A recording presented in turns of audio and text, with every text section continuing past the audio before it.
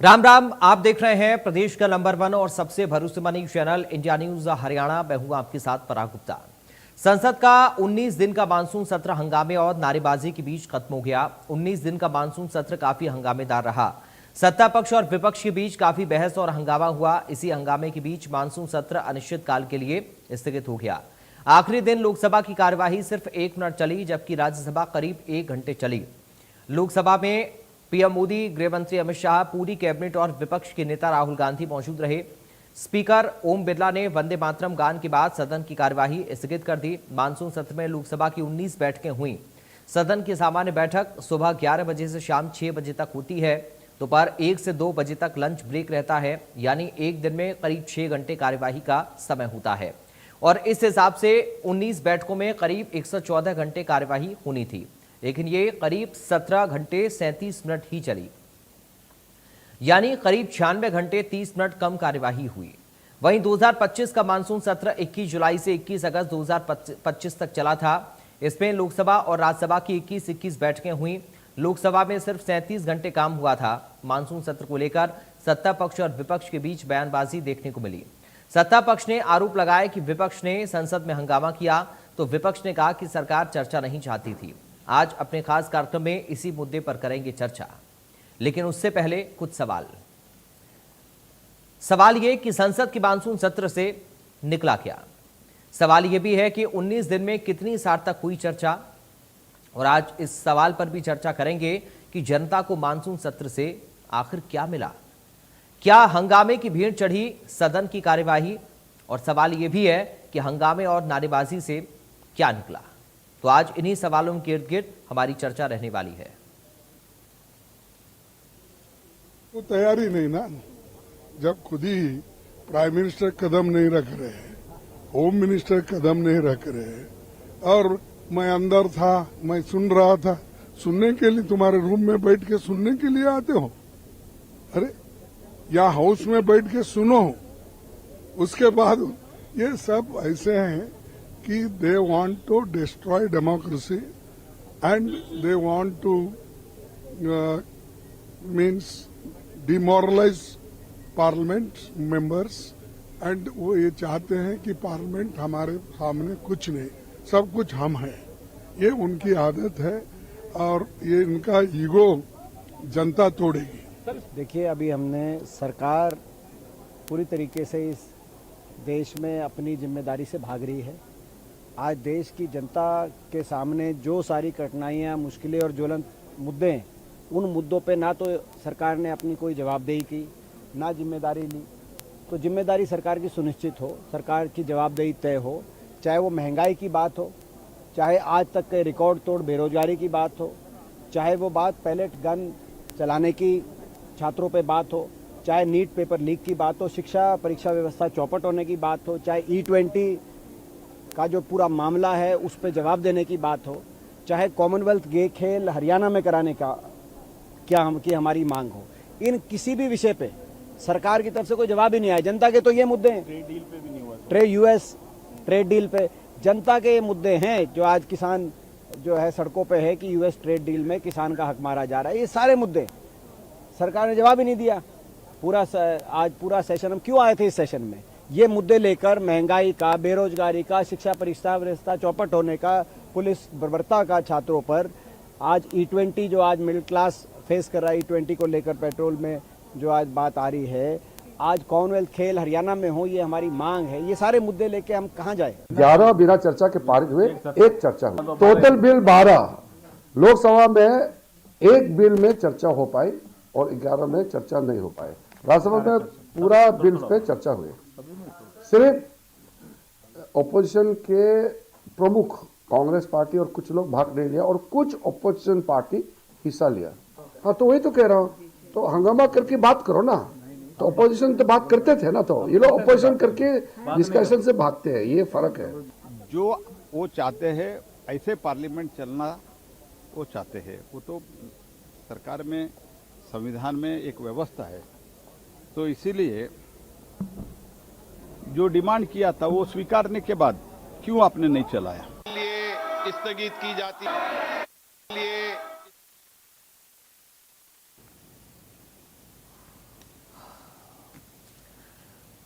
तो रिएक्शंस आप सुन रहे थे संसद के मानसून सत्र को लेकर।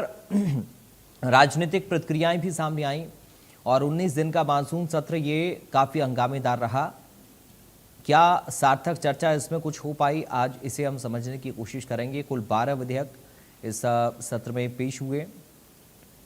खास मेहमान इस वक्त हमारे साथ जुड़ गए हैं, सीधा आपका परिचय करा दें। बीजेपी से प्रवक्ता राम राजीव शर्मा हैं, बहुत स्वागत है राम राजीव शर्मा जी आपका। कांग्रेस पार्टी से प्रवक्ता बजरंग दास गर्ग हैं, बजरंग दास जी आपका बहुत स्वागत है। आम आदमी पार्टी से प्रवक्ता नवीन गौड़ है, नवीन जी आपका स्वागत है। और राजनीतिक विश्लेषक राकेश कुमार हमारे साथ जुड़ गए हैं, राकेश जी आपका बहुत स्वागत है। सबसे पहले राकेश जी शुरुआत आपके साथ कर रहा हूं, क्योंकि सवाल अब यही उठ रहे हैं कि सत्र हंगामेदार तो रहा ही, लेकिन नतीजा इसका क्या निकला, जनता को इससे आखिर क्या मिला। सर पहला रिएक्शन आज की चर्चा में आपका।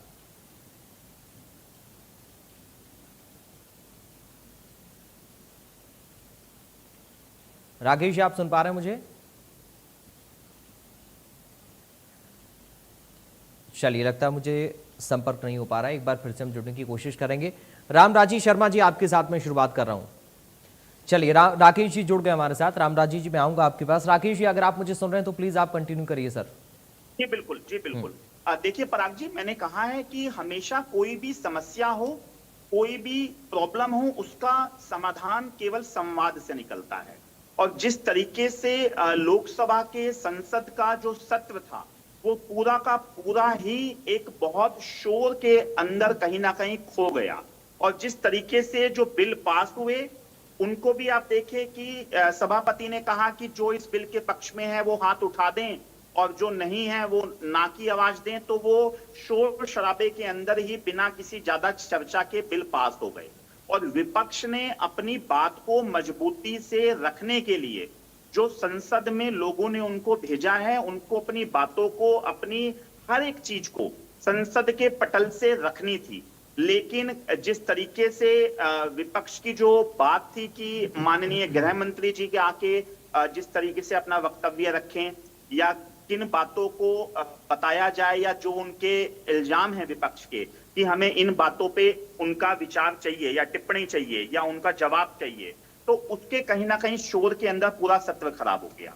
और लेकिन सत्ता के अंदर भी देखें आप कि जब शोर काफी दिनों तक होता रहा, उस भी सरकार पक्ष से तैयार होते हैं कि हाँ होम मिनिस्टर जी या बाकी कोई मंत्री इस बात पर जवाब देंगे। लेकिन संसद की जो प्रक्रिया है, उसका प्रक्रिया का जो एक डेकोरम है वो ये है कि सबसे पहले प्रश्न का टाइम आएगा कि चर्चा स्टार्ट होने से पहले एक प्रश्न का पक्ष होगा कि सभी अपने प्रश्नों को, अपनी क्वेरीज को रखेंगे, उसके बाद उस मुद्दे पे चर्चा होगी।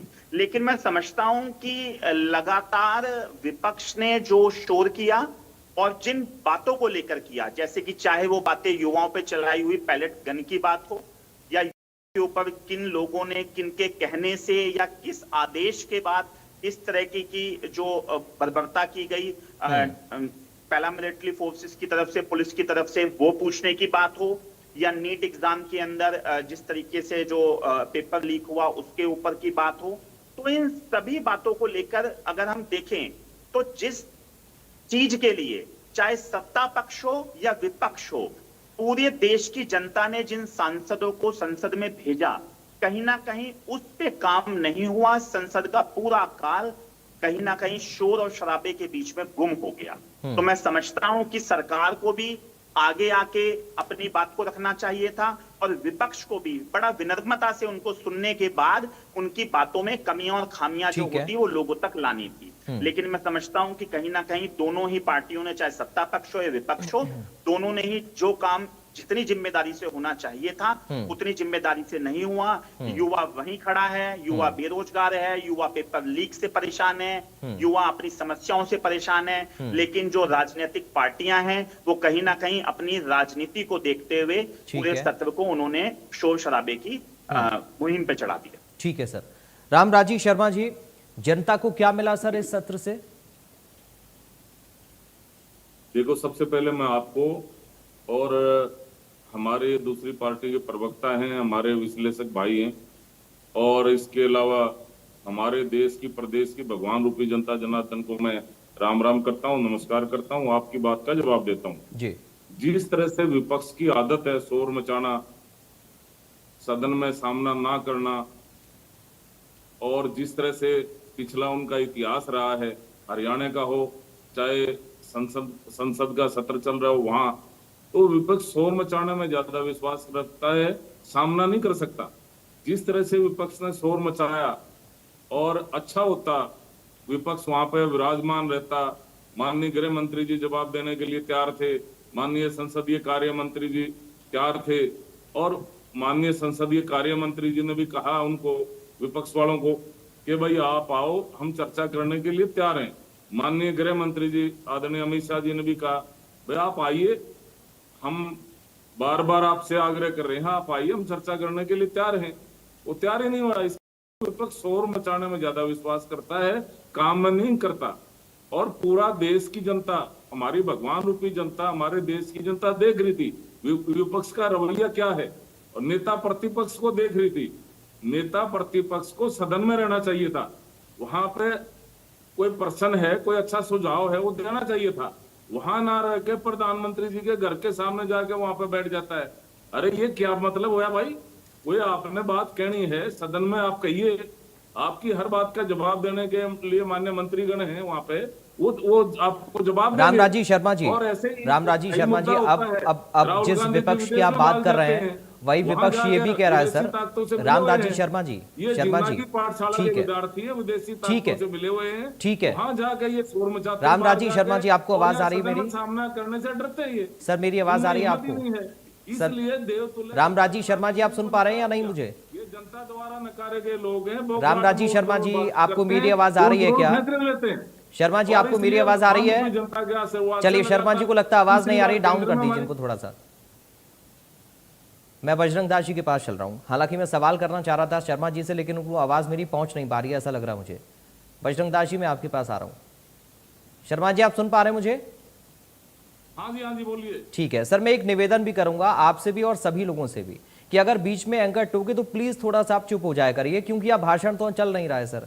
हम लोग भाषण थोड़ा ना सुनने आए एक दूसरे का। आवाज बढ़ा दो आप, थोड़ी सी आवाज। कोई बात नहीं, मैं आवाज बढ़वा देता हूं, आवाज बढ़वा देता हूं, लेकिन प्लीज सर लगातार आप लोग मत बोलिए, क्योंकि आप लगातार बोलते तो फिर ऐसे मजा नहीं आता है चर्चा में। आपकी आवाज सुनाई नहीं देती। ठीक है सर, आवाज बढ़ा दो। शर्मा जी, अब मेरा सवाल सर ये था बीच में, फिर मैं बजरंग जी आपके पास आ रहा हूं। राहुल गांधी या फिर बाकी लोग, नेता विपक्ष की आपने बात की, विपक्षी नेताओं की बात की, वो ये कह रहे हैं कि इतने दिन से आप लोग चर्चा के लिए तैयार क्यों नहीं हुए? अगर चर्चा करनी थी तो पहले से तैयार होते, क्योंकि हमारी जो व्यवस्था है उसके मुताबिक हम ये कहते हैं कि सत्ता पक्ष के ऊपर ज्यादा जिम्मेदारी होती है कि एक सकारात्मक चर्चा सदन के अंदर हो पाए।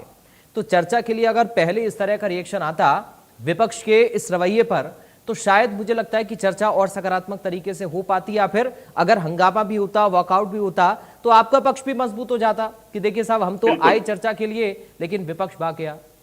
आखिरी वक्त पर आप लोग आए, ये सवाल अब विपक्ष का है। रामराजी शर्मा जी, बहुत संक्षिप्त में उत्तर प्लीज।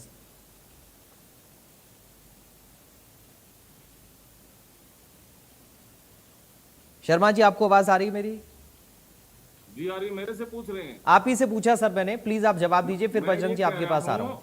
अगर विपक्ष सत्र में रहता, संसद में रहता, वहां पे अपना क्वेश्चन करता, वहां पे चर्चा करता, तो हमारे माननीय मंत्रीगण, संसदीय कार्य मंत्री भी विराजमान थे, वो इनकी बात का जवाब देते। लेकिन विपक्ष तो रहना नहीं चाह रहा ना, इनकी आदत है बाहर रहने की, ये सामना नहीं कर पाते, ये डरते हैं।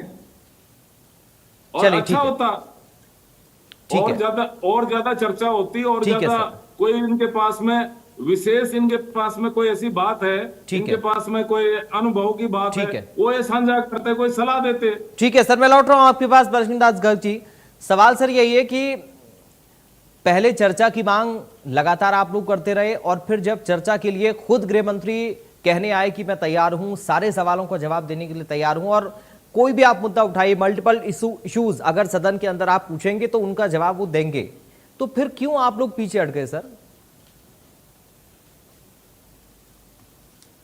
बजरंग जी, आप म्यूट हैं, अनम्यूट कर लीजिए।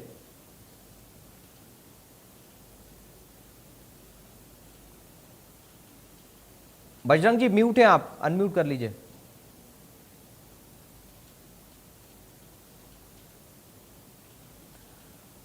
चलिए मैं लौटूंगा। नवीन गौड़, बजरंग जी आप सुन पा रहे हैं क्या? सुन रहा हूँ। हाँ, अब आपकी आ रही है, अब आपकी आवाज आ रही है, आप बोलिए सर, बोलिए बोलिए। पराग जी, जहाँ आपने सवाल किया बहुत अच्छा सवाल किया, और मैं भी चाहता था इसके ऊपर चर्चा हो और हम कुछ बोले और सरकार भी कुछ बोले। जहां तक कि सरकार लोकसभा में हर बात का जवाब देने के लिए कतरा रही थी, भाग रही थी। देश के प्रधानमंत्री नरेंद्र मोदी जी, जो हमारे भी प्रधानमंत्री है, वो भी लोकसभा में गायब हो गए, गृह मंत्री गायब हो गए, और कांग्रेस पार्टी चिल्लाती रही आइए हमें जवाब नहीं दिए, कोई जवाब नहीं। जवाब मांगा गया नीट पेपर के ऊपर, नीट पेपर लीक कैसे हुआ, 21 जब अपने छात्र मर गए, कोई जवाब नहीं। जंतर मंतर पर युवाओं को दुड़ा कर क्यों पिटा गया, ये प्लेट गन किसने चलवाई, आंसू गैस के गोले किसने दबवाए, पानी के जो टैंकर से बिछोड़े किसने गिरवाई, युवाओं के हाथ पैर किसने तोड़े, सिर के किसने तोड़े, और हमारी बच्चियों के साथ पुलिस ने जो बर्ताव किया वो किसके देश में हुआ। जहां तक कि जंतर मंतर में जो पुलिस खड़ी थी, सीआरपी के जवान खड़े थे, बिना नेम प्लेट लगाए थे, वो किसके देश पर खड़े थे, और सीवर वर्दी के अंदर बीजेपी के आरएसएस के लोग डंडे लेकर पीट रहे थे, वो किसके देश से। मगर इनके पास कोई जवाब नहीं था, जवाब देना नहीं चाहते थे, जवाब देने के लिए भाग गए। और आप ये कहते हैं कि हम जवाब नहीं करते, हम मुद्दों पर हम तो चर्चा नहीं तैयार थे, हमारे पास पॉइंट का। बजरंग जी प्लीज मैं 2 मिनट आधा मिनट बोल लेता हूँ, मेरी बात। चलिए बोलिए। उसमें गुलजार से बात कर ले। उसके अंदर क्या कहा, महंगाई पर हम चर्चा करने लिए तैयार थे, बेरोजगारी के ऊपर तैयार थे, मंदिर चोर धंधा चोरी के ऊपर चर्चा के लिए हमने बात रखी। यहाँ तक कि वहां पर बार पेपर लीक हो रहे हैं, उसके ऊपर बात रखी। हम लगातार चर्चाओं के लिए वहां लोकसभा के अंदर स्पीकर के सामने मांग करते रहे, मगर ये चर्चाओं से भागते रहे, अपनी बात करने लगे। अरे बड़े भाई, आपको शर्म आनी चाहिए, एक भव्य ऐतिहासिक राम मंदिर। ठीक है शर्मा जी, एक बार मैं सबको चर्चा में ले आऊं, फिर आपके पास दोबारा आऊंगा, अभी रुक जाइए थोड़ा सा प्लीज। बजरंग जी आप कंटिन्यू करिए। देखिए, जहां तक कि कांग्रेस पार्टी ने लोकसभा के अंदर और लोकसभा के बाहर जनता की समस्याओं को बेखूबी से। ठीक है बजरंग जी, ठीक है सर, अब थोड़ा सा रुकिए सर, बजरंग जी अब थोड़ा सा रुकिए सर, प्लीज थोड़ा सा रुकिए। देखिए ये तो सर वही वाली बात हो गई कि पूरे सेशन में राहुल जी ये कहते रहे कि हमें जवाब चाहिए, हमें जवाब चाहिए, हमें जवाब चाहिए, और जब आप लोग ये आरोप लगाते रहे, संसद के बाहर खड़े होकर प्रदर्शन करते रहे, तख्तियां लेकर आते रहे, धरना प्रदर्शन करते रहे, वो तमाम नाटकीय रूपांतरण होता रहा। उसके बाद फिर जब खुद गृह मंत्री आकर ये कहते हैं कि मैं चर्चा के लिए तैयार हूं, तो फिर राहुल गांधी कहते हैं कि वी आर नॉट इंटरेस्टेड। तो सर इस बात का क्या मतलब है? मेरा सीधा सा सवाल ये था, क्या आखिरी के 2 दिन बिल्कुल महत्वपूर्ण नहीं थे? क्या उनमें आपको ऐसा लग रहा था कि जवाब कुछ नहीं आ पाएगा? कम से कम सदन के अंदर जाते तो सही, कोशिश तो करते सवाल पूछने की, और अगर जवाब नहीं आता तो सर आपका पक्ष मजबूत होता। लेकिन अब आपका पक्ष कमजोर हो रहा है कि आप लोग जो सवाल पूछा उसका जवाब सुनने से बचकर आप लोग भाग गए। ऐसा क्यों हुआ सर? मैं ये समझना चाह रहा हूं। जिस टाइम गृह मंत्री जी ने कहा मैं चर्चा के लिए मैं जवाब देने तैयार हूं, उन्होंने एक सवाल किया, ओनली एक सवाल, जंतर मंतर पर किसके आदेश से लाठीचार्ज। तो ये सवाल का जवाब कैसे आएगा बजरंग जी? कैसे आता सवाल का जवाब? जब आप जवाब लेना ही नहीं चाहते तो कैसे आएगा? अरे मेरे भाई सदन में रहोगे जब। शर्मा जी आऊंगा, थोड़ा सा रुकिए प्लीज, बीच में नहीं सर, बीच में नहीं। मैंने एक ही पॉइंट, आपको डर लगता है सामना करने से? गृह मंत्री भाग गया। ठीक है बजरंग दास जी, ठीक है सर, मैं समझ गया आपकी बात। अब थोड़ा सा रुकिए, मैं एक बार नवीन जी को चर्चा में ले आता हूं, लेकिन उससे पहले एक बात जरूर आपसे कहूंगा कि ऐसा नहीं हो सकता है सर कि राहुल गांधी ये कहें कि गृह मंत्री जी आए और मीडिया में एक बयान देकर चले जाएं एक लाइन का उत्तर। ये डिक्टेटरशिप तो नहीं चलेगी ना राहुल गांधी जी के कहने से, ऐसा कैसे हो सकता है सर? और संसद किस लिए बनी है? एक मिनट रुकिए सर। राहुल जी ये कहते हैं कि हम बहस नहीं चाहते हैं। अरे संसद तो बहस के लिए ही बनी है ना। आप लोग कहते हैं कि छात्रों को संसद में जाने दो और खुद आप लोग संसद से बाहर चले जाते हैं, तो ये क्या तरीका है? ये उल्टी गंगा क्यों बहा रहे हैं सर? ये समझ में नहीं आ रहा है ना। सदन के अंदर जाएंगे तभी तो चर्चा होगी, तभी तो जवाब आएगा। मेरा सवाल ये था, क्या ये चाहते हैं कि बस एक बयान मीडिया में आकर दें? और अगर सबसे बड़ी बात, एक मिनट सर सुन लीजिए बजरंग जी, एक बड़ी महत्वपूर्ण बात मैं बता रहा हूं। सदन के अंदर जो जवाब होता गृह मंत्री का, वो लिखित में होता, वो रिकॉर्ड बन जाता। ये आप लोगों का पक्ष मजबूत करने वाला था, लेकिन आप लोग गए नहीं अंदर। अब सवाल इसलिए आज हम पूछ रहे हैं कि जनता को क्या मिला, जनता के लिए क्या हुआ इस सत्र में सर? बजरंग जी बहुत संक्षेप में। मैं संक्षेप कहता हूँ, जब जवाब देने की बात थी, जवाब दे रही थी, हमने पहले सवाल किया, उस सवाल पर उन्होंने जवाब गृह मंत्री ने नहीं दिया। जब राहुल जी ने कहा भाई आप लोकसभा में नहीं देना चाहते, आप मीडिया के आगे 2 लाइन का बयान दे दो, नहीं दिया। प्रधानमंत्री ने नहीं दिया। बजरंग जी फिर वही बात। बजरंग जी ऐसा नहीं होता है सर, ऐसा नहीं होता है। राहुल गांधी जी क्या जवाब देंगे ये कोई तय नहीं ना, इसीलिए देश का गृह मंत्री क्या जवाब देगा ये राहुल गांधी कैसे तय कर सकते हैं सर? सवाल मेरा सीधा सा है, ऐसा नहीं होता है। और बिना चर्चा के कैसे कोई जवाब आ सकता है सर? सवाल वही था। रुक जाइए थोड़ा सा, नवीन जी को मैं ठीक है सर, मैं नवीन जी को ला रहा हूं, फिर लौटकर आपके पास आऊंगा। मैं लौटकर आपके पास आऊंगा नवीन जी। ठीक है सर, मैं आऊंगा। बजरंग जी अब नहीं सर, अब नहीं, सीधा आप कोई जवाब नहीं दे रहे हैं सर, सीधा कोई जवाब आप नहीं दे रहे हैं। प्लीज अब थोड़ा सा रुक जाइए। नवीन गौड़ जी, इस पूरे सत्र से जनता को क्या मिला, वही सवाल आपसे भी मेरा है। तो सबसे पहले तो पराग जी आपको नमस्कार, और आपके माध्यम से आपके दर्शकों को भी और सभी प्रवक्ता साथियों को भी नमस्कार जी। जनता को क्या ही मिल रहा था? जब इतना क्योस अगर संसद में होगा, अगर डिस्कशन पर नहीं होगा, तो जनता को क्या ही मिलेगा? जनता तो इनका तमाशा देख रही है। जनता देख रही है कि किस प्रकार जनता को मूर्ख बनाया जा रहा है। और समझने वाली बात यह है, जो पार्टी चंदा, राम मंदिर के चंदा चोरी में अपनी नाक कटवा चुकी है, उनको शर्म, मतलब इतना शर्मनाक काम वो लोग कर चुके हैं जंदा चोरी का, तो भगवान श्री राम भी इनको देख, भगवान श्री राम ने रोक के रखा है कि इनको संसद में नहीं घुसने देना है।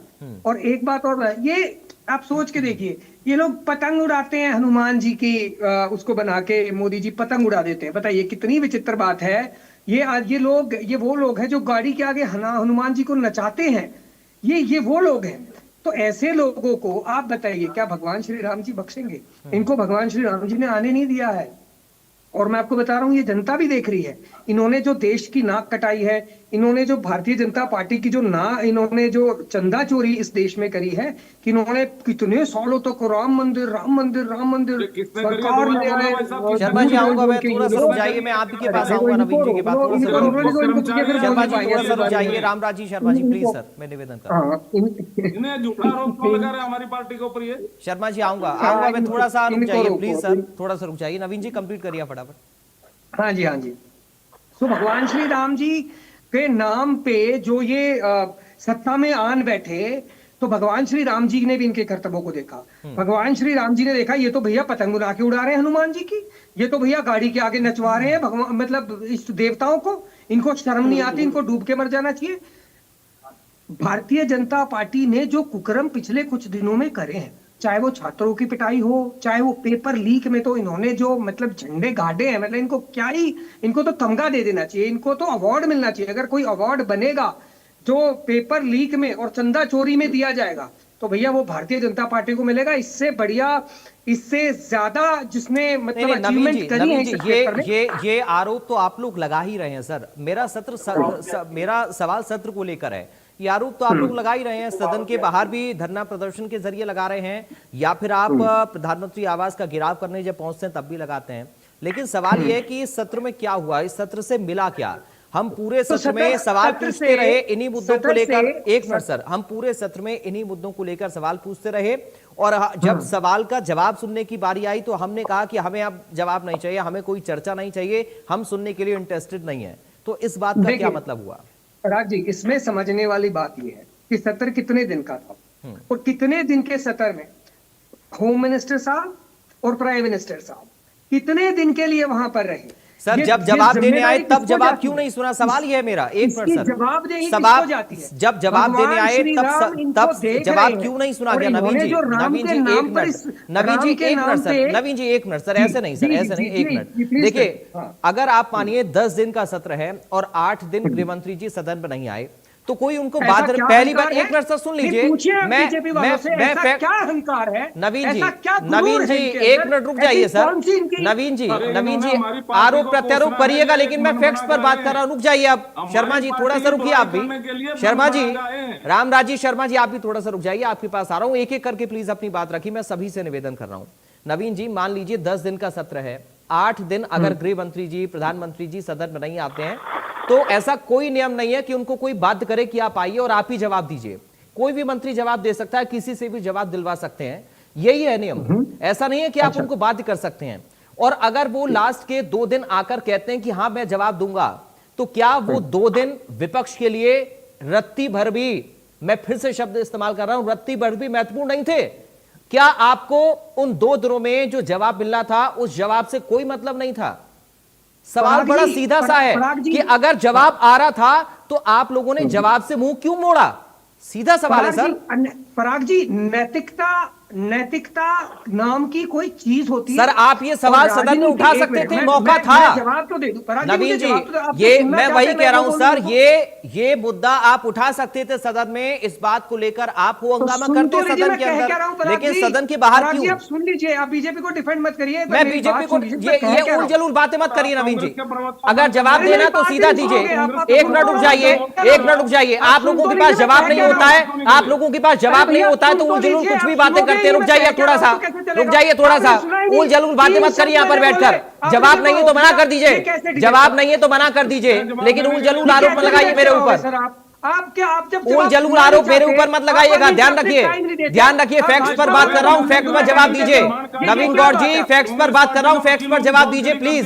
फिर से मौका दे रहा हूं आपको। शर्मा जी आप रुक जाइए, शर्मा जी रुक जाइए, रामराजी शर्मा जी आप रुक जाइए सर, रामराजी शर्मा जी आप रुक जाइए। नवीन गौड़ जी फैक्ट्स पर बात कर रहा हूं तो फैक्ट्स पर ही जवाब दीजिए, अनर्गल आरोप मत लगाइए मेरे ऊपर, वरना भारी पड़ेगा आपको। नवीन जी, विपक्ष के लोगों को बोलने से रोक रहे हो। नवीन जी उल जलूल आरोप मत लगाइए, फिर से कह रहा हूं भारी पड़ेगा आपको। मैं फैक्ट्स पर बात कर रहा हूं, फैक्ट्स पर सवाल पूछ रहा हूं तो फैक्ट्स पर ही जवाब दीजिए। मैं तथ्यों के साथ सवाल पूछ रहा हूं, तथ्यों के साथ जवाब दीजिए। अगर जवाब नहीं है तो मना कर दीजिए, जवाब नहीं है तो मना कर दीजिए, जवाब नहीं है तो मना कर दीजिए, जवाब नहीं है तो मना कर दीजिए प्लीज। मैं फिर से कह रहा हूं जवाब नहीं है तो मना कर दीजिए, लेकिन उल जलूल आरोप मत लगाइएगा मेरे ऊपर। नवीन जी बोलिए, मुद्दे पर बात करनी है तो बोलिए, मुद्दे पर बात करनी है तो बोलिए, सवाल का जवाब दीजिए, सवाल पूछा जवाब दीजिए, आरोप प्रत्यारोप मत करिए मेरे ऊपर। भाई रुको अर्नब गोस्वामी रुको, मैं ये कह रहा हूं सर, मैं पराग गुप्ता हूं, मुझे और कुछ बनने की जरूरत नहीं है, सीधा जवाब मुद्दे पर दीजिए, उल जलूल बातें मत करिए। फिर से मैं आपसे कह रहा हूं नवीन जी, अगर आपको सीधी बात करनी है तो बैठिए, सीधी बात करनी है तो बैठिए और जवाब दीजिए प्लीज। फिर से कह रहा हूं आपसे, फिर से कह रहा हूं आपसे, सीधी बात करनी है तो जवाब दीजिए। नहीं, आप ओवर टॉक क्यों कर रहे हो? आप ओवर टॉक इसीलिए कर रहा हूं क्योंकि आप उल जलूल आरोप लगा रहे हैं मेरे ऊपर, तथ्यों पर कोई जवाब आपके पास नहीं है। मैंने फैक्ट्स पर सवाल पूछा, मैंने फैक्ट्स पर बातें कही, आपके पास कोई जवाब नहीं है, आपके पास कोई जवाब नहीं है। मैं बीजेपी वालों से सवाल पूछ रहा हूं, मैं एक सिंपल साधारण बात कह रहा हूं। आप पहली बात तो ओवर टॉक मत करिए मेरे ऊपर। जब आपने सवाल पूछा है मुझे समय दीजिए। तो आप आरोप मत लगाइए, फालतू के आरोप क्यों लगा रहे मेरे ऊपर? बिना वजह कुछ भी बोल रहे हैं सर। आप लोगों के पास कोई जवाब नहीं होता तो आप बीजेपी वाले हैं। राहुल गांधी से सवाल पूछा तो वो कहते हैं आप बीजेपी वाले हो। आप लोगों के पास कोई जवाब नहीं होता है तो मीडिया बीजेपी वाली हो जाती है। जवाबदेही है। शर्मा जी आ रहा हूं, थोड़ा सा रुकिए। मुद्दे पर बोलना है नहीं बोलना? नवीन गौड़ जी मुद्दे पर बोलना है नहीं बोलना? डाउन कर दीजिए इनको, समय खराब कर रहे हैं, समय खराब कर रहे हैं, डाउन करिए इनका ऑडियो। मुद्दे पर बात रखनी नहीं है, कुछ भी उल जलूल आकर बोलना है आप लोगों को। फैक्ट्स पर कोई जवाब नहीं है।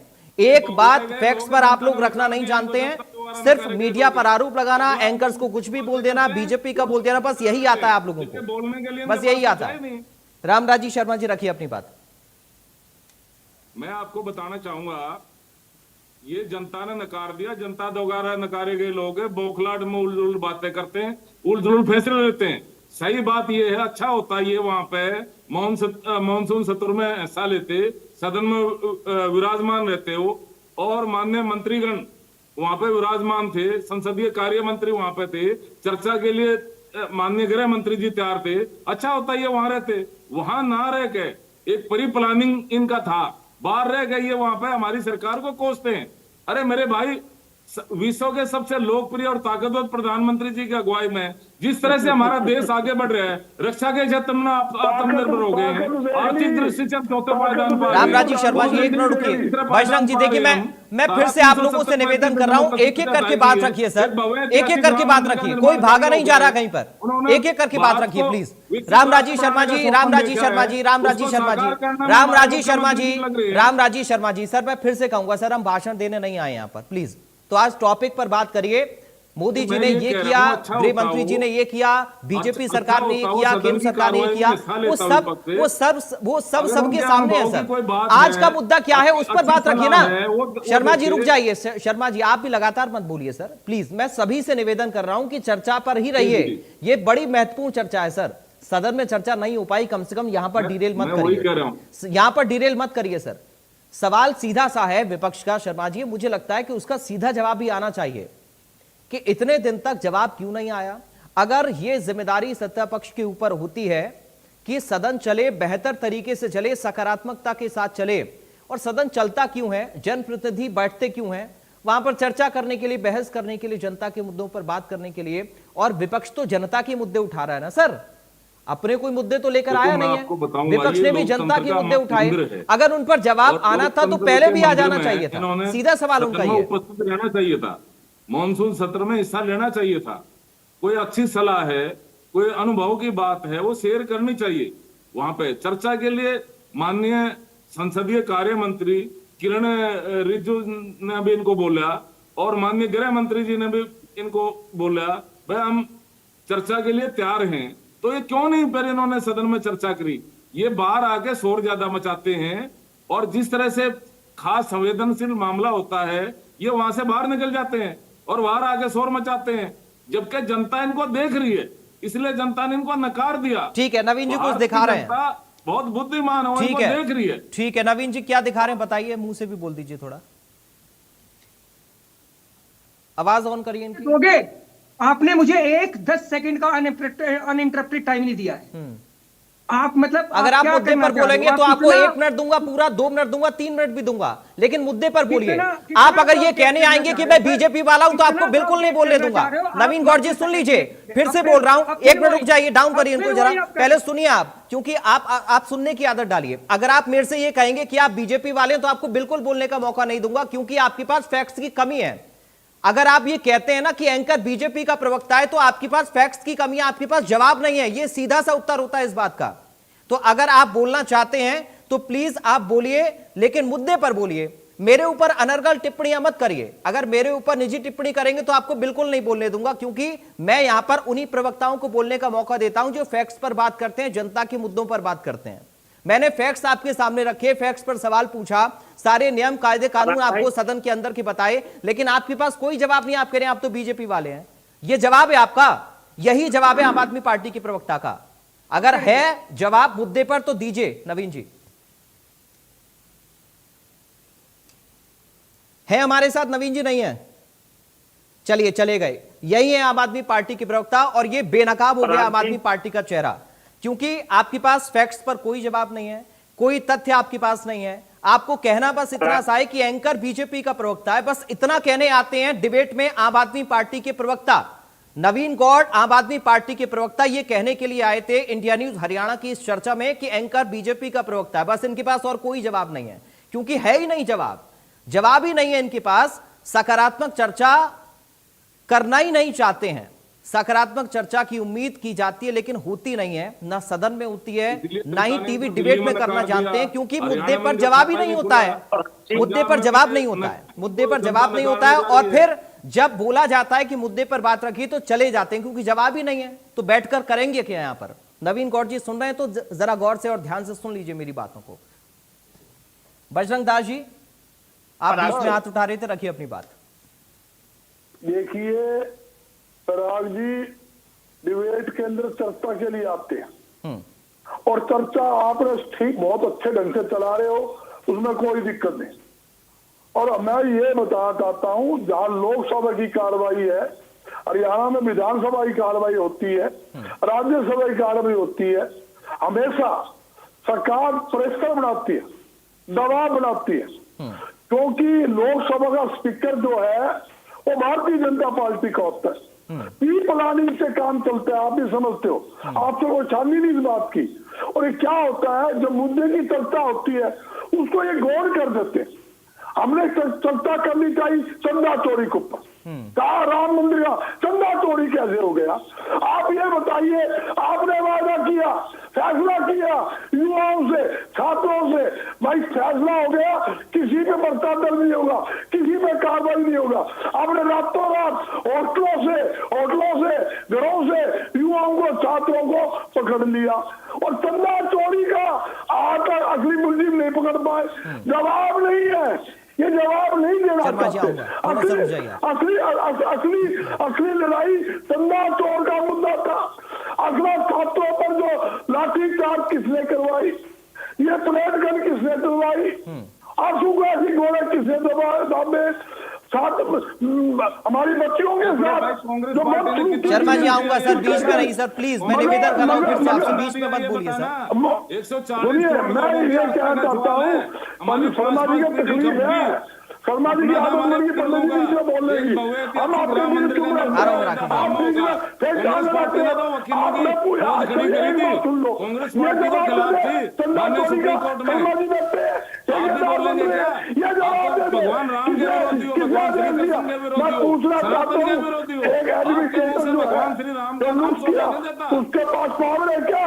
ठीक है, चलिए मैं एक रिएक्शन राकेश कुमार जी से लेता हूं। ठीक है बजरंग जी मैं लौटकर आपके पास आ रहा हूं।